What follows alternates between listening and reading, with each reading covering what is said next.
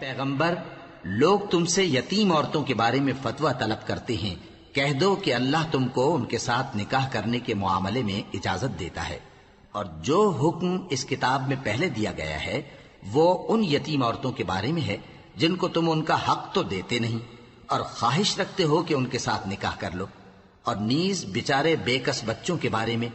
اور یہ بھی حکم دیتا ہے کہ یتیموں کے بارے میں انصاف پر قائم رہو، اور جو بھلائی تم کرو گے تو بے شک اللہ اس کو جانتا ہے۔ اور اگر کسی عورت کو اپنے خاوند کی طرف سے زیادتی یا بے رخی کا اندیشہ ہو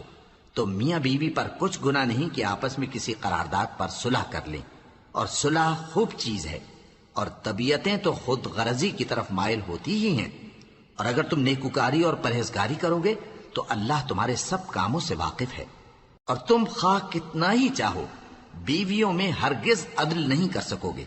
تو ایسا بھی نہ کرنا کہ ایک ہی کی طرف ڈھل جاؤ اور دوسری کو ایسی حالت میں چھوڑ دو کہ گویا ادھر میں لٹک رہی ہے، اور اگر آپس میں مصالحت کر لو اور پرہیزگاری کرو تو اللہ بخشنے والا ہے، بڑا مہربان ہے۔ اور اگر میاں بیوی ایک دوسرے سے جدا ہو جائیں تو اللہ ہر ایک کو اپنی وسعت سے غنی کر دے گا، اور اللہ کشائش والا ہے، حکمت والا ہے۔